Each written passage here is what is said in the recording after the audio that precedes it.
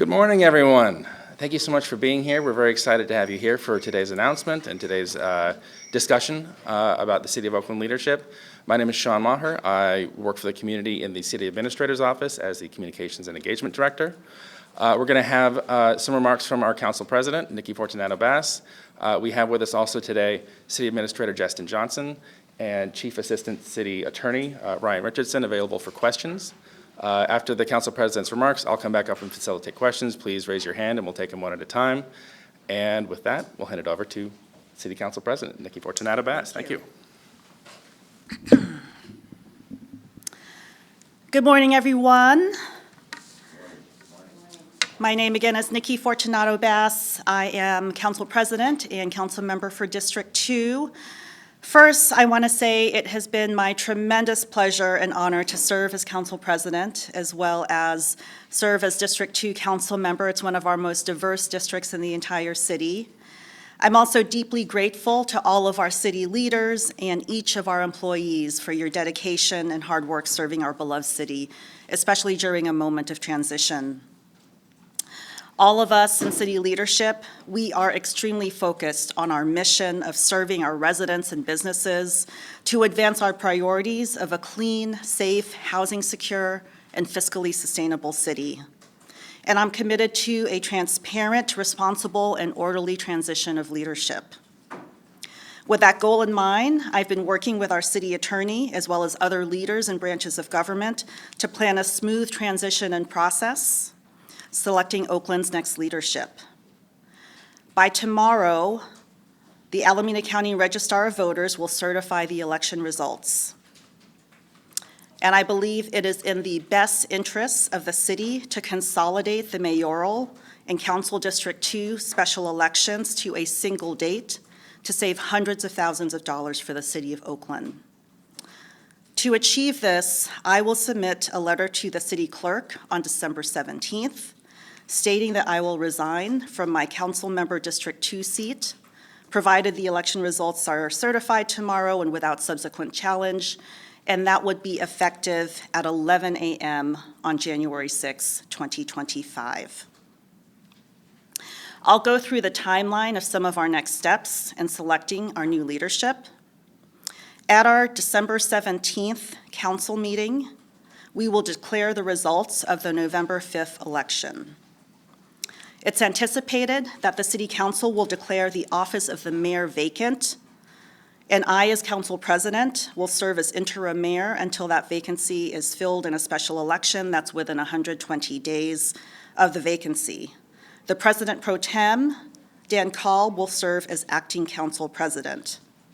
It is also anticipated that the City Council will declare a vacancy in the office of Council District 2 based upon my notice of resignation to the City Clerk and set the date for the special election for Mayor and District 2 Council Member on Tuesday, April 15. And then on January 6, the newly elected 3 council members will be sworn in. The District 2 seat will be vacant, leaving 7 council members. And those remaining council members may adopt by motion of majority vote. They may adopt a motion by majority vote to appoint a person to serve as the District 2 council member. So again, on January 6th, the new 3 council members will be sworn in. The District 2 council seat will be vacant, leaving 7 council members. And those council members may adopt a motion by majority vote to appoint a person to serve as the District 2 council member until the election and swearing in of that council member for District 2. City Council will then, on January 6, elect its next council president and president pro tem. The new council president will serve as interim mayor until the special election and swearing in, and the president pro tem will serve as acting council president. Again, on April 15th, the City of Oakland is anticipated to hold a special election for mayor and District 2 council member to complete the current term through January 4th, 2027. In regards to the District 2 council member position, I do want to say very clearly that my office and I are committed to continuing to ensure District 2 residents are represented and served on the City Council during this time of transition. I'll have more information to share by December 17th on the interim plans for our District 2 Council office. Again, it's been my extreme pleasure to serve District 2, and until that new council member is elected, I'm committed to making sure our residents and businesses receive the critical services that they need in partnership with a caretaker council member who understands the needs of our community. And I also want to say very clearly that continuity and stability is critical during this time of transition. Oakland's residents deserve for all of us to come together, for our leadership to be strong and effective, to be focused on our fiscal responsibility, safe communities, as well as our other ongoing priorities. We need to put Oaklanders first at this time. Thank you very much. Thank you, Council President. Before we open it up for questions, I also just want to recognize and thank Mayor Tao's office for being here as well today. Thank you so much. We'll open it up to questions. Again, please raise your hand. We'll go one at a time. Please keep your questions to the topics that the Council President just addressed.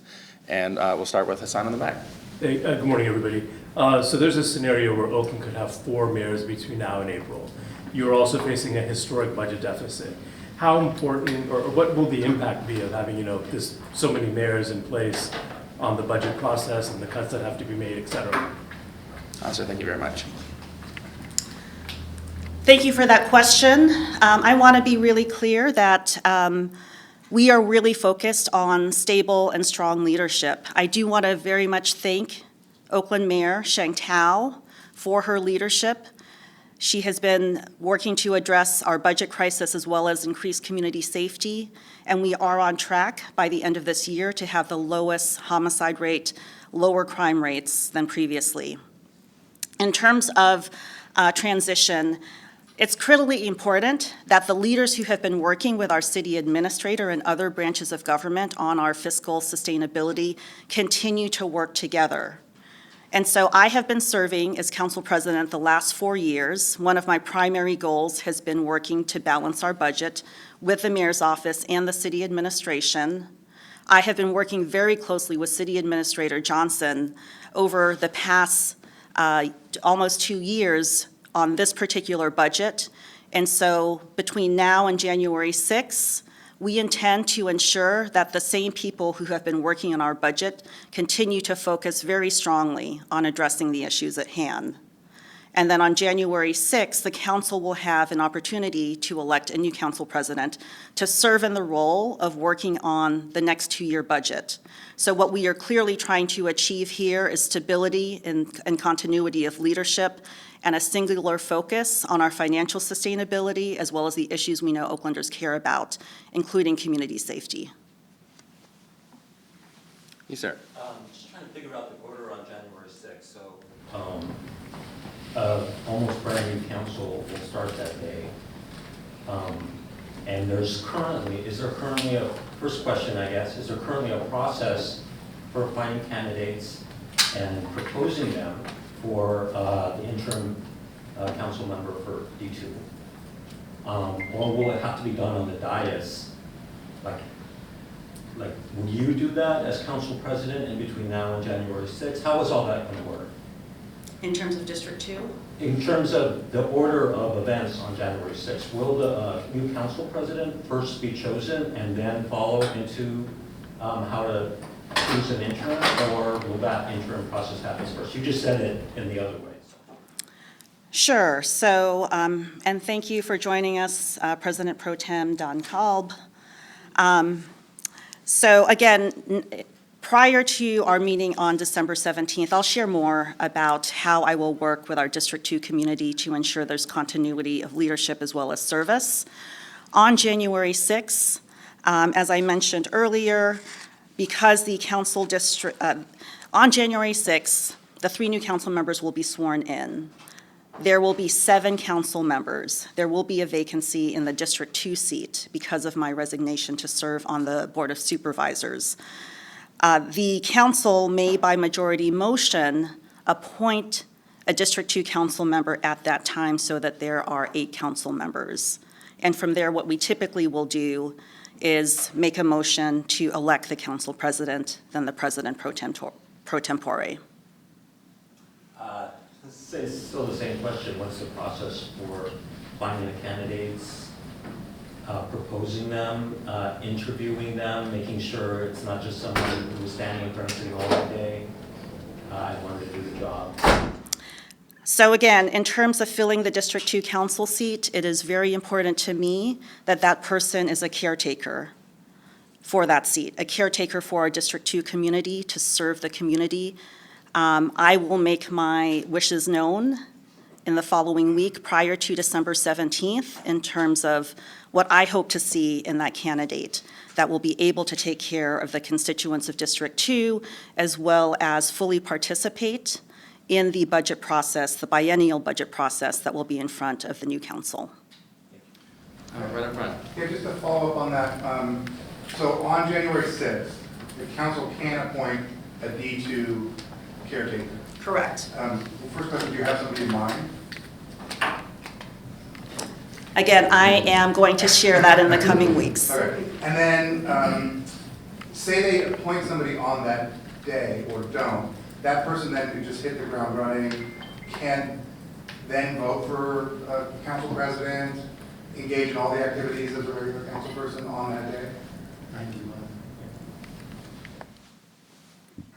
So I think the questions are around, and I think the previous question, this ties into the previous question about the order of operations. On January 6th, there will be essentially two vacancies that the council will need to address, and those will be, our recommendation will be that those will be the 2 first orders of business. In which order they do it, whether they elect a council president first and then potentially appoint somebody, or appoint somebody and then elect a council president, I will leave up to them.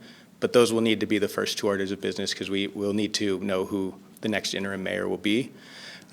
If the council does appoint somebody to fill the District 2 vacancy until it's filled at the special election, that person will have all the rights and responsibilities of a council member. They'll be able to vote they'll need to get sworn in, so we would probably during that meeting take a pause, have them sworn in by the clerk, and then they would actually be able to participate in the remainder of that meeting and every meeting going forward. Yeah, so hopefully they're in attendance. Yeah, I do. To the previous question, our office will make sure we work with the council and the council president to hopefully have a candidate or candidates identified in advance of that meeting, so that there's some expectation as to what's going to happen. There's also, just for the rooms in our audience's awareness, the State Attorney's Office posted last week a kind of a fairly detailed sequence that answers some of these questions. That's available online now, and we'll include it in the press release when we email that out shortly. Question in the back.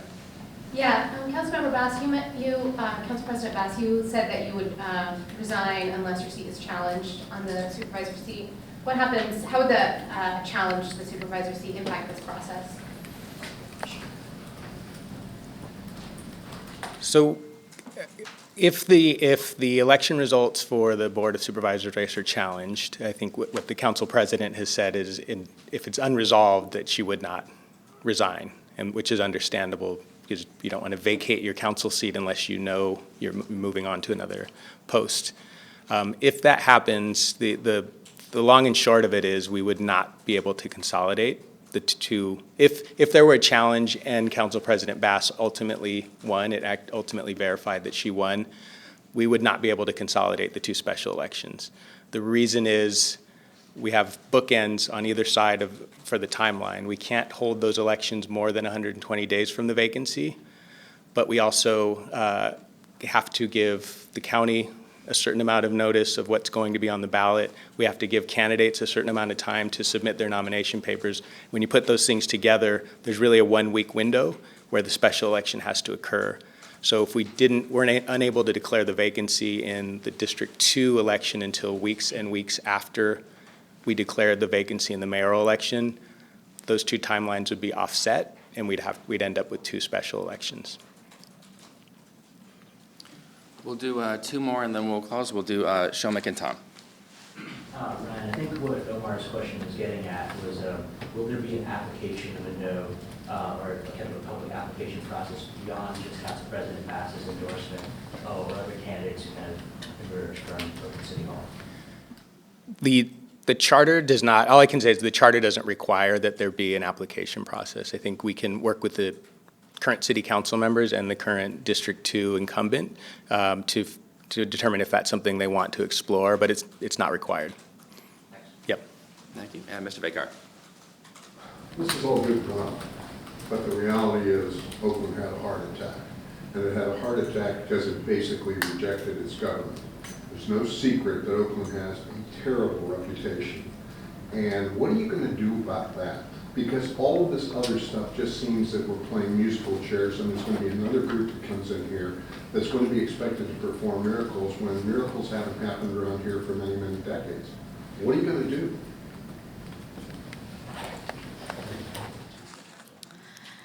So I have to reiterate that we are here, myself as council president, and anticipated to become the interim mayor, as well as our city administrator, our city attorney, our president pro tem, who will serve as acting council president, because we are united in making sure that we can move forward as a city.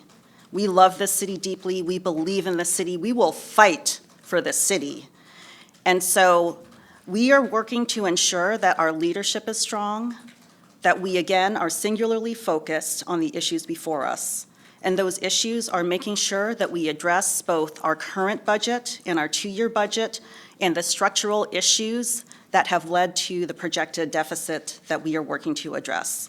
So we are going to roll up our sleeves and make sure that we do that on behalf of the City of Oakland to ensure we have a strong financial future. We do have a special council meeting on the 9th at 9:30, where the city administration will present proposals for the council, and we can make the tough decisions that are necessary.